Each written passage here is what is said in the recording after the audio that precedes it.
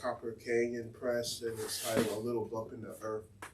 All you need to know is these are poems about a home, poems about a place, a time, and a people that I can never return to. And I think of these poems as the closest that I can get. Okay. The matter of things. I don't have COVID, I have a code. The matter of things. I'm telling you the plain truth, you would think. A town with this many poor folks peeling backyard potatoes was unhappy. The getting off the sun-colored bus, my mama was waiting there with the other mamas, with the thick piece of maple at her hip, for any Carolina dog between here and where she's anointed my room with 1,000 plastic stars. We are citizens of their upstairs laughter and their I ain't crying tears, carried to 2 jobs, cleaning faraway office buildings 4 nights a week. My house, like everyone's, had a table to sit down some troubles. When the emptiness chose us, we dumped out lonely in the river like bad sugar wine, or held it in the wicker basket with the fish who, like us, learned to embrace. In death, you would think we desired to kill over in the dirt of our slapboard houses, where we greased our legs and went into our yards and made them hot, pink, purple, and beautiful, then scrubbed our houses like God was coming to get a plate. You would think we didn't have the time we bear to plant flowers and flour biscuits, but every thumb here has dough under its nail and its priest green. We still gather near flames because that's all our grandmamas had. You would think we couldn't kill a thing, but the deer ran, so did the squirrels and the pitiful possums. You would think we made the reddest devil horns when we hear the Lord's name out loud.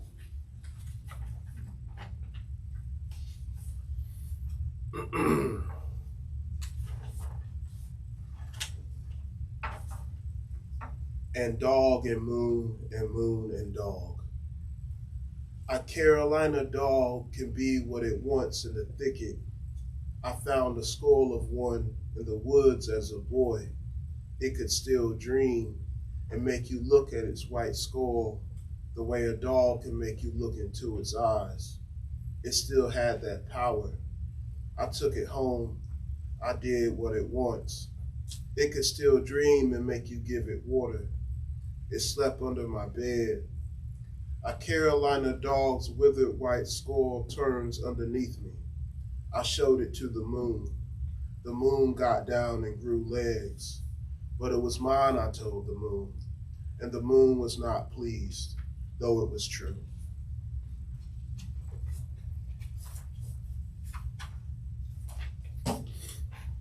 Do-si-do. In purple rain boots, Yvelle climbed out of the town song. She put one little foot down, then picked it up again, quickly slamming down the other one. Thunder, someone turned around and called it. Yvelle made it thunder 4 times in a row before Joanne began to stop the music, but the storm's rhythm caught something cornered inside, something older than the hill itself. It was made out of a language we had no home for in our mouths. We knew it was saying, I love you, like when our grandmothers speak. From the grave, it was known and unknown. It made Joanne clap in the middle of the tiny ancient storm. Then the storms did as storms do. It got caught up in the earth, in the oldest trees, and the trees stuck to the song with their wettest leaves. It was a song the dead knew. Uncle Gig's ghost finally left the no-account chickens alone and added a low ghost hum to our Black Rose song. The song sounded like sorrow, a Sunday when nobody died, a cirque like blood, or sorrow eyes, a Sunday when nobody went to the other side. The song played through our living until they got up and came out of their frog-croaking screen doors to fill their windows with animal parts, from deep in their wonder about the woods, the comb of a chicken, half of 3 hinds, 2 dried hearts, the jaw of a bird. They put the song's sorrowfulness in a bigger bowl. They made the syrup sweeter and the Sunday longer. Serve sorrow a Sunday when nobody died for years, the song spiraled on. It spoke of each person in this train tracked over town, a little verse and hook of them. The tomato women heard it rising from the sandy loam they grew their tomatoes in. They never heard the soil speak such words before, were hesitant to put the dirt in the pot, to lift it from the ground, which bounced like a house speaker playing your daddy's song. When the sorrow got to the oldest people on the hill, they said it reminded them of hungrier times, of their mama's half-asleep song sung to them as navy bean eating children. Joanne knew, like mamas sometimes know, what the song was made of and how it got in her baby's legs. Evelle was Jimmy's through and through. All that carrying around Jimmy do with the dead now gave their brown child gifts, and God had a sweet plan for her, Evelle, that made her worry and made her hand move away a bit of sky.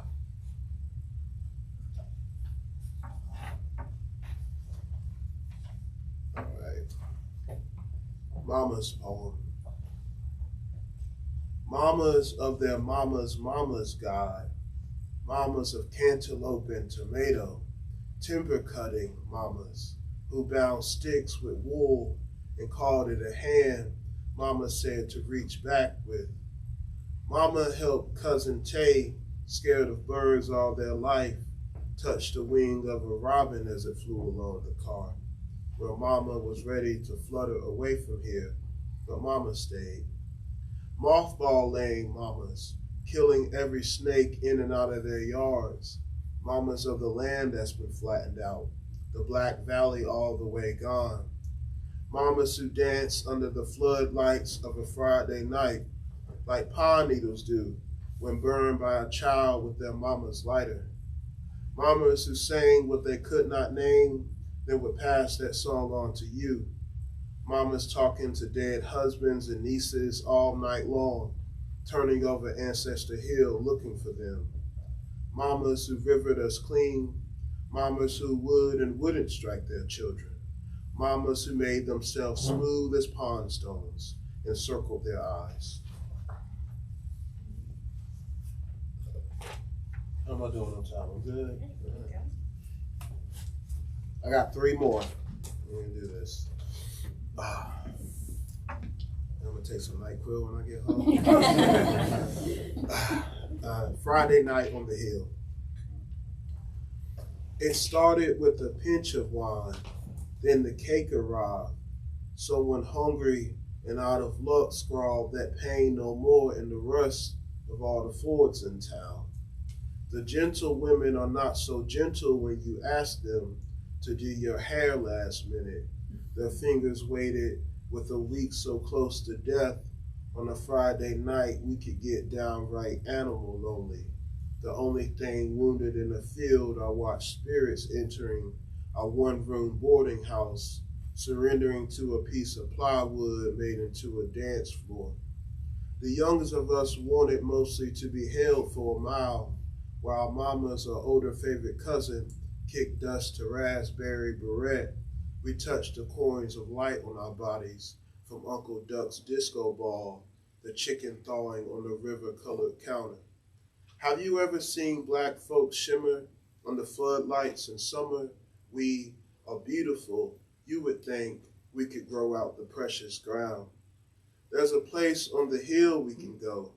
It's hurt me in so many ways, but tonight it loves me. I'm sure as the dead will rise. It will roll and love you like a hill should.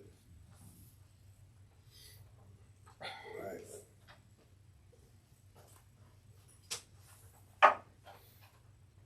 Cantaloupe stories.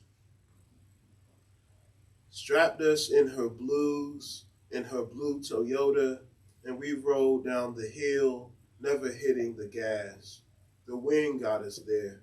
To see my cousin Steve while he was in prison, I called him Uncle because I was a boy and he was much older than me, and often told stories that started with remember, which I still think is wise. They set him in a coin-shaped field of dust, not even like you keep cattle. Purple lizards hurtled through what grass there was. At a splinter-giving picnic table, the color of a ship's lower deck, we sat with them, carrying the town in our pockets, news of who was new to the hill, who went through Miss Shirley's temple and was on the other side. My mama gave us cantaloupe she brought in her off-brand Tupperware bowl, like we did at family reunions, as us kids try not to ask the questions we were told not to ask. I saw my mama bury a $20 bill under the table, then get back to missing him beneath the sun, tethered to every family there, making our visits dangerous beneath these booted men, like giving up angels on a stone wall. We were my Uncle Steve's tendrils. I know that now. He heard our stories as trills. All right, y'all, last poem. Here we go. Between my gone people and me. Grandmama was cousins with the blue earth.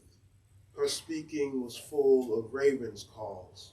Her hurt was a spindle to her love, the valley full of the best bones her son had around his heart. I've mistaken all his folded baseball caps for one-winged parrots. Grandmama, does your son stand up in me, or is he where I need his hands? I want you both to be angels terrifying me. Tell me all the ways I'm dying, all the ways I'm coming to see y'all. What's rounder than that death? Is it the moon, the wild dog sees sleeping on your grave tonight? I wield my trust only to you. I carry a fear for the living like a drunk uncle through a tobacco field shushing as it sways. I'm a pallet on the floor for you, my mama made for me near the kerosene heater. In the morning, go out and be your best boneless self. In your house dress, I made a mercy with the flowers the dead held, dropping them as they walked in the middle of the street. I woke up on my grandmama's back writing 400 years into this American experiment. Trauma made our mamas turn 1,000, made our daddies dead. Thank y'all.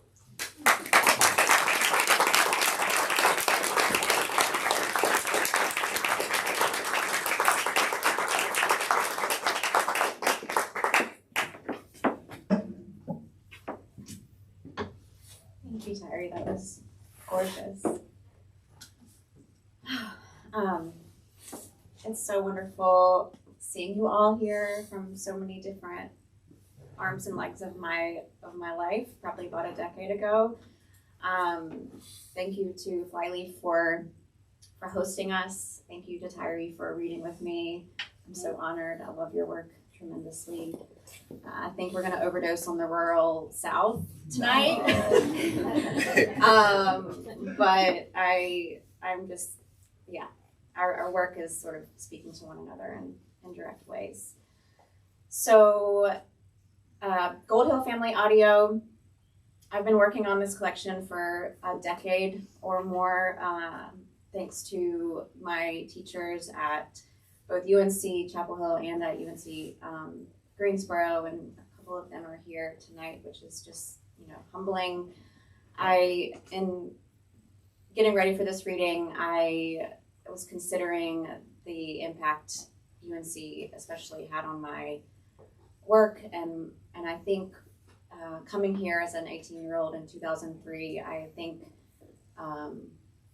through a lot of my my creative writing classes, and one in particular with Lan Simpson, who's here tonight, The Literary Mind and the Natural World, I think that I learned to have a relationship with place and with the natural world, and was able to separate myself enough to my from my home in Gold Hill, North Carolina, that I was able to see how rich and verdant and lucky I was to grow up in a place that I had a true visceral connection with. So yeah, thank you to UNC and to Bland for planting that seed for me. And then, so I am going to quit talking. I am going to read some poems from the collection. And so I'm going to start with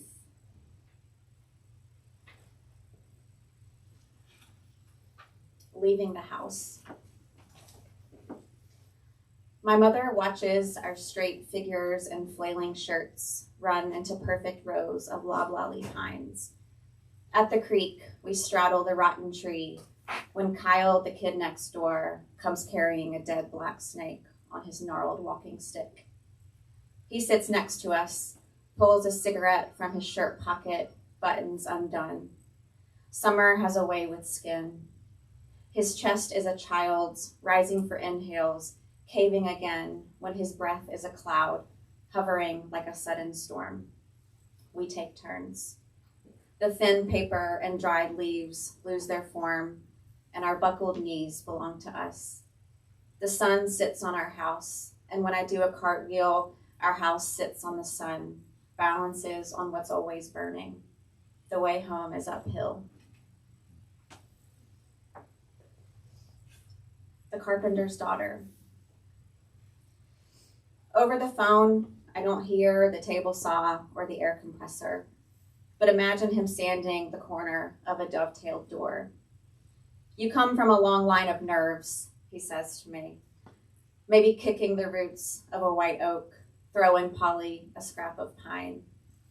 He reminds me that Mama couldn't sleep with the moon in her room. She'd flatten cardboard boxes, tape them tight around the pane to make night black again, like the moon was some kind of mistake. I remind him that Gold Hill is 300 miles away, that the horizon's bone-thin arms wrap me like her moth-eaten quilt I keep carrying into winter. He never tells me how life might look beyond his shop doors past a field of rotated grain and loose leaves. He stands on a 1/4 inch of dried sawdust and wood glue, the stuff I'd spread on my small hands, let dry and peel away, like I was one thin layer from being found.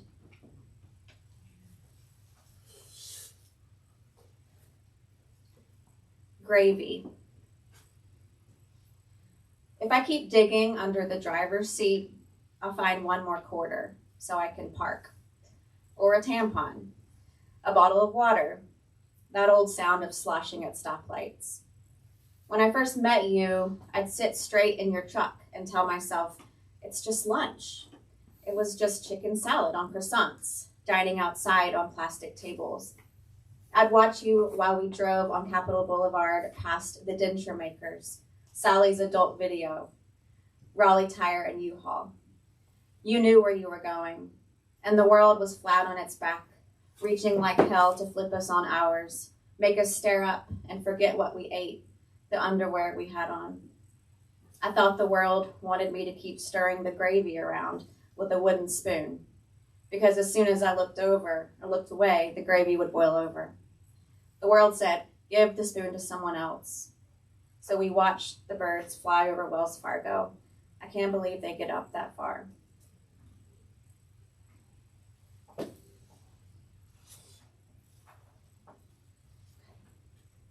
Porch song. On the porch, wet with old rain, I swear I see a man I loved once, knocking mud from his boots. Like a loose roof in a storm, he blew off and exposed my rooms.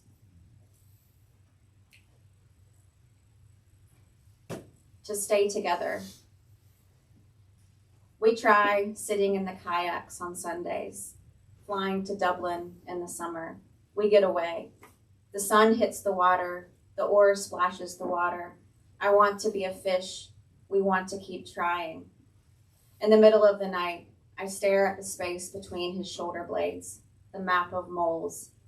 He wakes to me touching him, trees waving their shadows through shut blinds. We make love. I want to know if I love him, if touching his body while he dreams up past lives would keep me from dreaming up my own. In the morning, the fried egg on sourdough wears the basil, lays on top of the tomatoes. We smoke pot together, get naked and try to open our bodies like windows, stick our heads out of windows. We know there is something to try for when 1,000 puzzle pieces lay across the kitchen table, and night after night we study their patterns, put faces together, find arms and legs that belong on the same body. We are silent. We are trying to make a picture.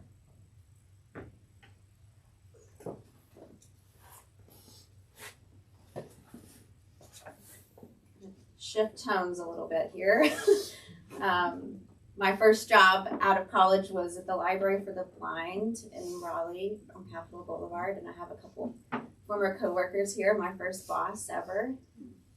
And this one is about the Library for the Blind.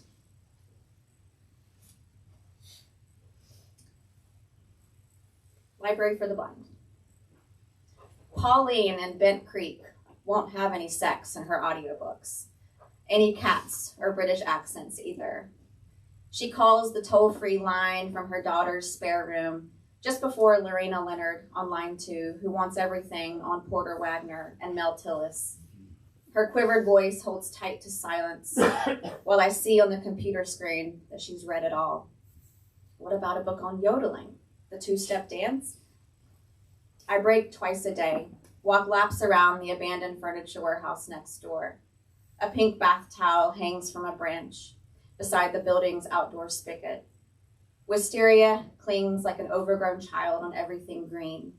I let the sun sit on my skin, purposefully mistake concrete for countryside. I could climb the steep bank of brush for the train tracks, pretend lanes of traffic are sea winds, but I don't.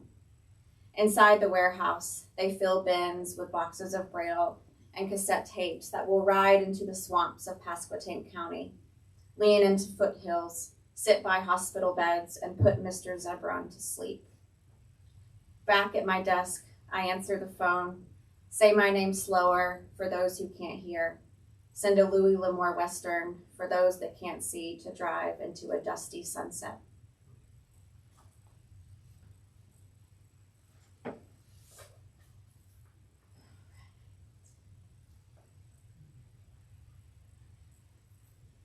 should have written page numbers. Okay, footbridge. But you're not a broken, closed jaw. I saw you grow into a pasture. You walked along in a black blazer, kept covering your teeth. Stand on the footbridge your grandmother sawed the planks for. Hang the phone in the tree branches, like at Christmas, and watch its greedy lights.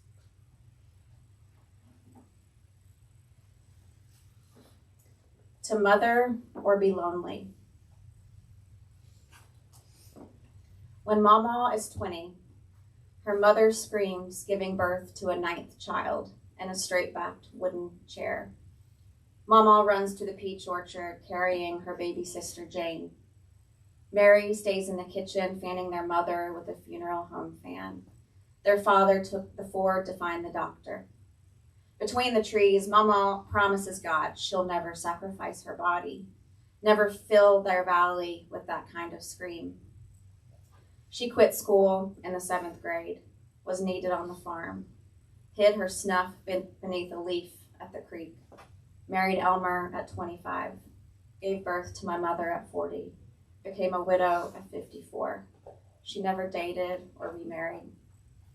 When I am 15, she moves into our house.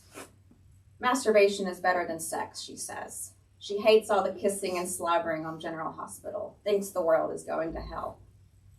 The night before Laura's wedding, I find her sprawled on the bathroom floor, hair dryer in hand, left side limp from the stroke. In the nursing home, her hearing is so bad, I write down, I have a boyfriend with curly hair, a drummer in a band, not sure about marriage. She senses my anxiety. says, no one's holding a gun to your head. At night, I sit among marked up books, 33 and childless, the daughter of the daughter she never vowed to have. I want to ask her how she came to love being a mother, how I can learn to love my loneliness. There are lit and scattered rooms across this city. Stop looking at the lamps in other people's windows, she'd say. God told Abraham to burn his son. He surrendered. People went on. They put stale cornbread in their milk and let it soften.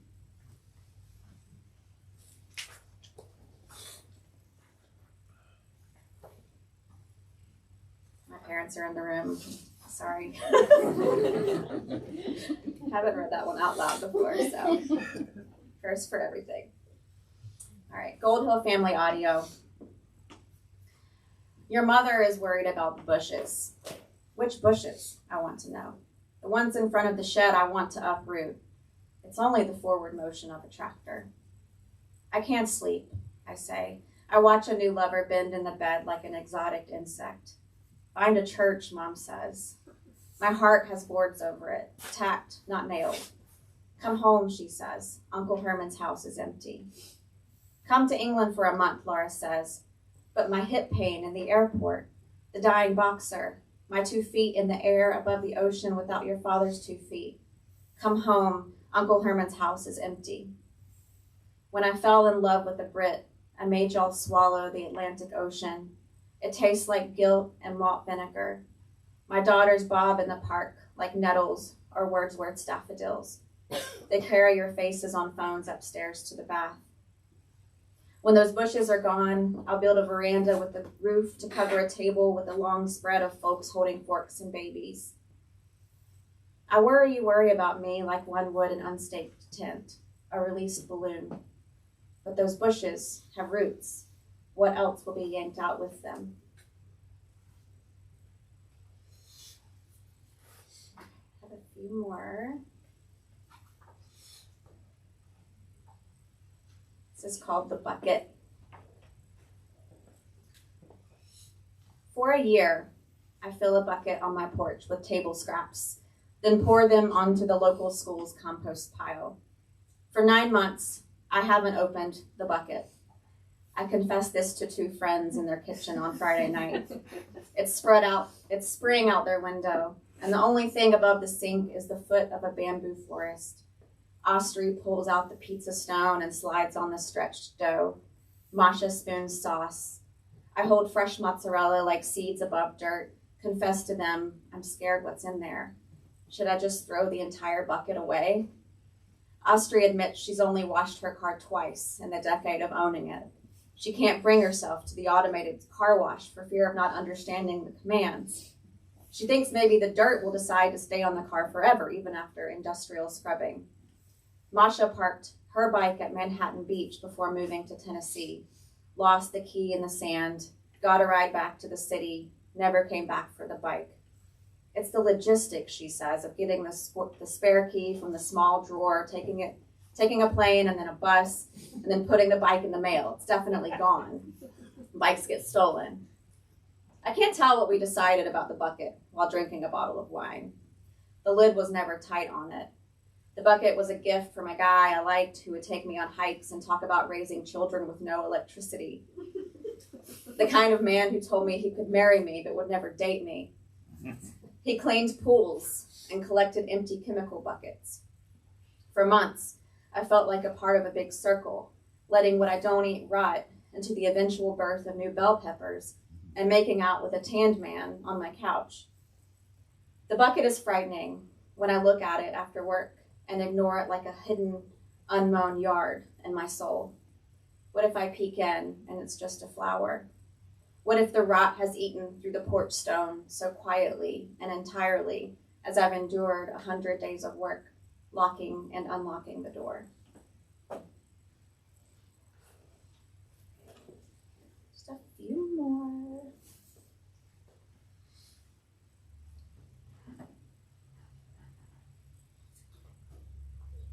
Okay, this one's called No Clocks, and it's in sections, so I'll just kind of read out the sections.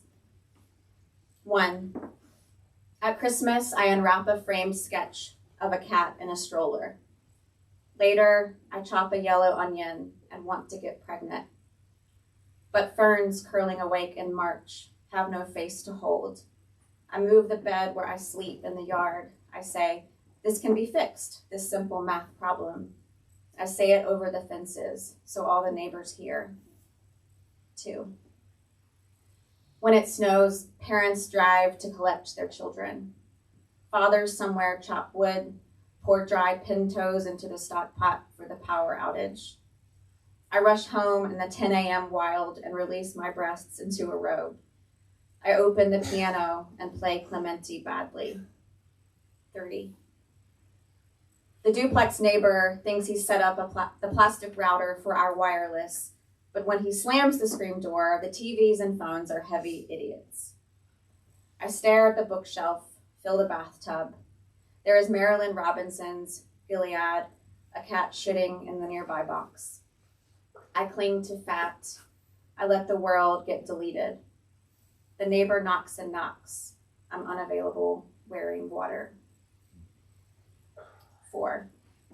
When I was 20, I drove 2 Swedish girls from LA to the Grand Canyon. I've never even seen a picture.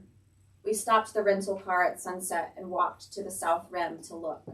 It felt fine to dangle my legs in it. Forget tall mountain, God as up. I had no idea I could have ridden a mule all the way down. I'm going to read a poem, the only poem that's not in the book that was actually a part of Tyree's guest editorship at Poem a Day this past month. It's almost done. It's called After Striving. I think of my father's one-room woodshop, how his business sign eventually blew over beside apple trees and blueberry bushes. At church, men would ask, staying busy? He hated that question, kept adding logs to the stove and sanding doors. There was a time I'd stare at the grass in September and not think about the push mower. When work is over, I find his skin, his hips metronome while rinsing plates, like it's joy he's practicing. We relearn simple math like it's a dance, because how long have we been striving, and what has work numbed?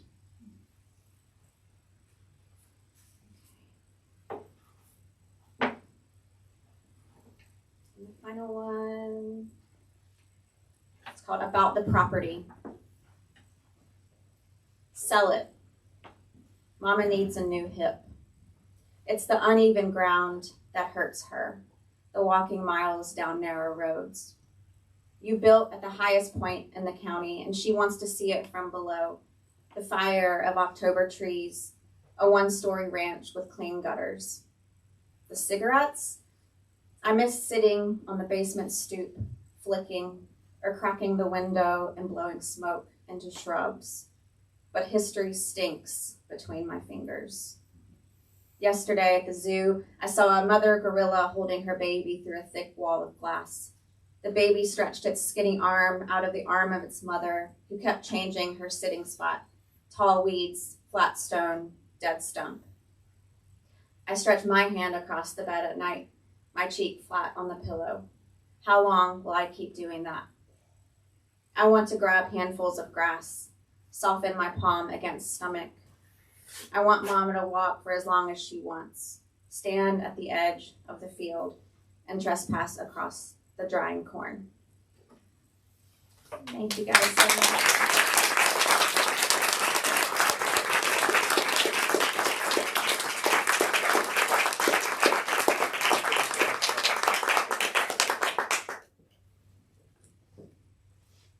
I think there's time for Q&A. I'm not sure where the hostess is. But if you guys have any questions.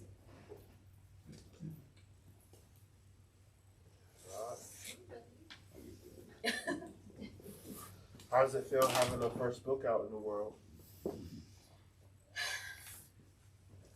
Euphoric and surreal and scary. And I mean, you and I were talking I think I like the private aspects of being a poet more than the public, Yeah.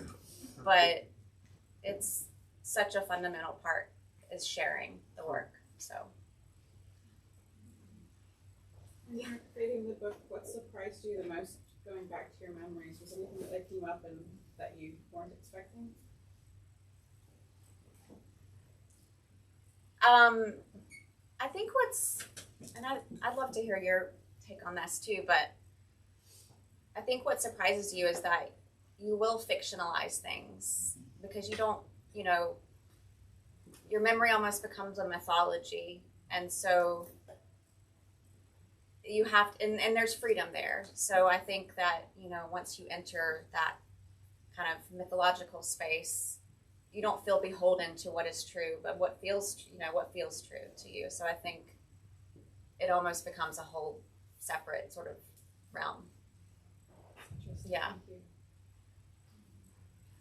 Yeah. No, you have to answer that too. Okay.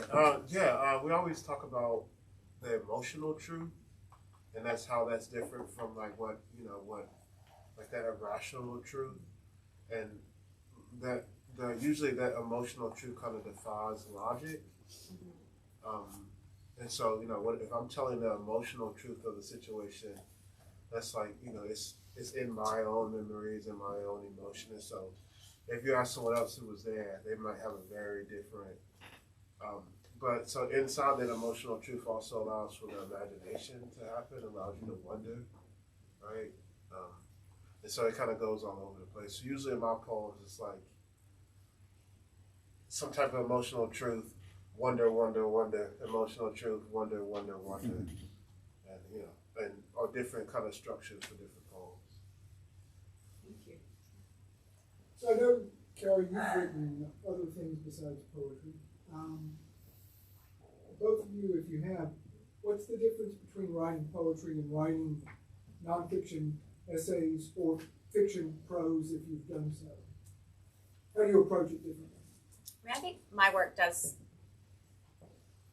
I like writing nonfiction and poetry, but I think you feel more beholden to be clear and logical and follow kind of a traditional like form and expectation with prose, with nonfiction.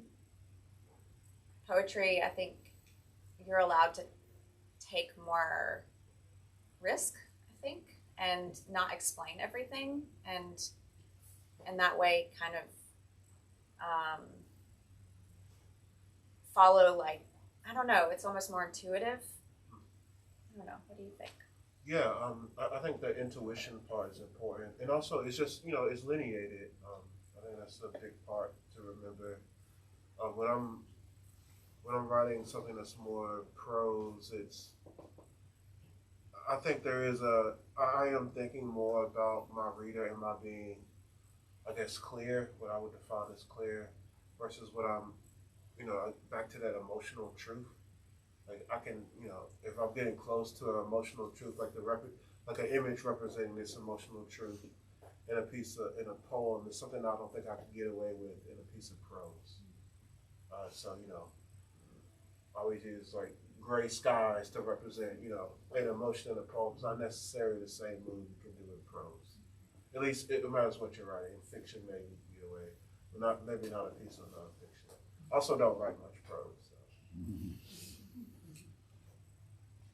Corrie, are there words that, like when you look at your collection, are there words that are kind of surprising that you see that you've used? Like Dorian used moon, or Joe with like the color rust. Are there words there? Yes. I did that exercise at one point, Mm-hmm. and I don't remember. I mean, probably like tomato, or or wood, like a lot of like wood imagery and lots of pine. I have a lot of pine. And it's kind of cringy when you see it because you like realize that you just keep writing the same, images, but they're rich, Right. Yeah. Did you have teachers or family that inspired you strongly. Yeah, definitely. I think a lot of my family members are poets that that really don't practice poetry. Don't know their poets. Right? Yeah, they're just fantastic storytellers. But also, I really had great teachers, Dorian, Bobby Francis, who really helped me craft those stories on the page. There's a difference between being able, to sit with your uncle and have him tell you a story, but then to put it on the page and try to craft it into something, it's a whole nother thing.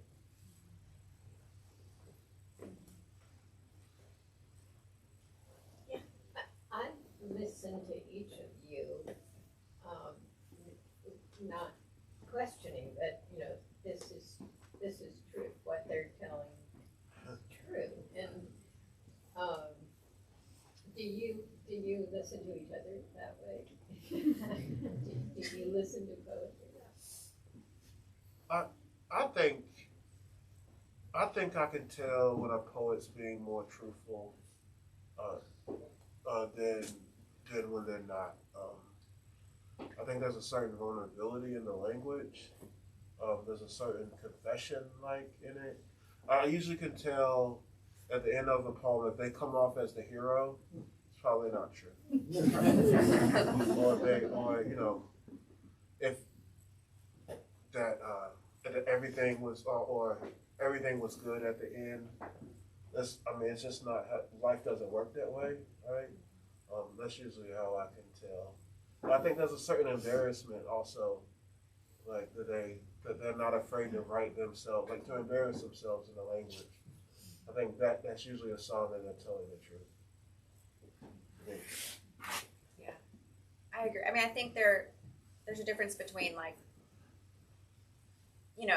creating or making up details to make the sensory experience of the poem come alive versus lying about the emotional truth in the poem. And I totally agree. I think if there's not anything at stake emotionally, then your audience isn't, or what did Robert Frost say? If there's no tears in the reader, there's no tears. If there's no tears in the writer, there's no tears in the reader. So you have to invest that in the work. And I guess I'm not thinking of truth versus lying, but truth versus fiction. So fiction can be true, but so it seemed true in the sense of this was my life. Autobiographical. Yeah. Yeah, it's a strange. I think it's a strange in between. We tell the truth excitingly, and that excitingly part kind of allows you to play around a little bit. I think. I think it's one thing to write your poetry, it's another to deliver it orally. So what has the process been like for you developing your own voice in reading your poetry? I just read my poems, honestly. Yeah, I do. I think about the line. For me, every line should be able to stand out on its own, and that's usually, I think, a poem is getting close to whatever it's trying to do. If I know that every line can be pulled out on its own, but that's really I just read them. Don't you keep a rhythm? That helps, and that's the same thing for when I'm writing poems. If I know if I can tap my way through the whole poem, I know the words are working right. I think it's just practice.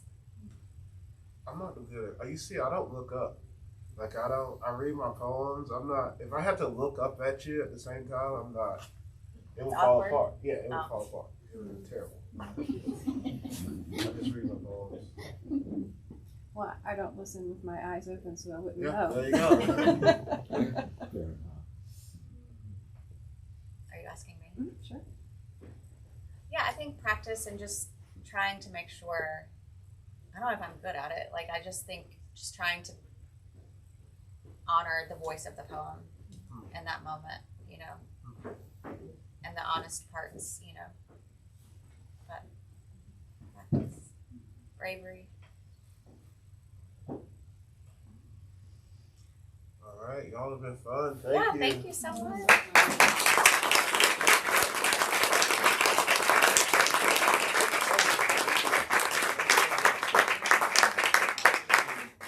Those were frames in there.